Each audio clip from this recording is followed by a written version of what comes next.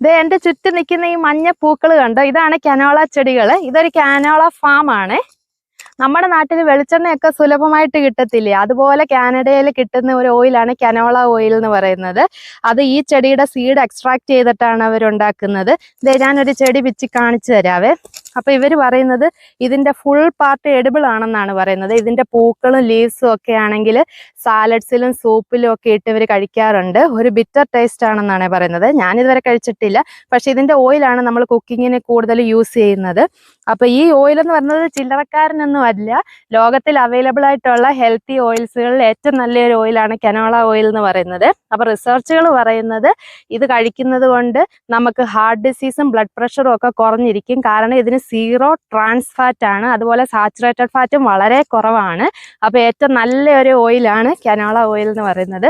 കാനഡയിലാണ് ഏറ്റവും കൂടുതൽ ഇത് കൃഷി ചെയ്യുന്നത്. പ്രത്യേകിച്ച് നമ്മുടെ പ്രൊവിൻസ് സസ്കാച്ചുവാനിലും പിന്നെ ഇതിന്റെ തൊട്ടപ്പുറത്തുള്ള ആൽബർട്ട, അതിൻ്റെ അപ്പുറത്തുള്ള മാനിറ്റോബയിലുമാണ് ഇത് കൂടുതലായിട്ടും കൃഷി ചെയ്യുന്നത്. അതുപോലെ തന്നെ ഇത് ഇങ്ങനെ വിളവെടുക്കാനായിട്ട് അധികം സമയമൊന്നും വേണ്ട, വെറും 3-3.5 മാസം മതി.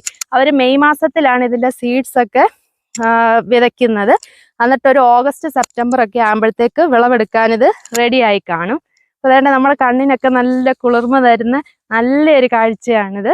നമ്മൾ ട്രാവൽ ചെയ്ത് റോഡിൽ കൂടെ പോകുമ്പോൾ ഒരു കുറേ കിലോമീറ്ററുകൾ ഇങ്ങനെ കനോള പാടങ്ങളാണ് കാണുന്നത്. ഇങ്ങനെ പൂത്തലഞ്ഞ് മഞ്ഞ കളറിൽ ഇങ്ങനെ നിൽക്കുന്നത്.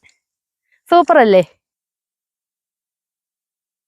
അപ്പൊ ഈ വീഡിയോ ഇഷ്ടമായെങ്കിൽ നിങ്ങൾ ലൈക്ക് ചെയ്യണം, കമന്റ് ചെയ്യണേ. വേറൊരു വീഡിയോയിൽ കാണാം. Bye bye.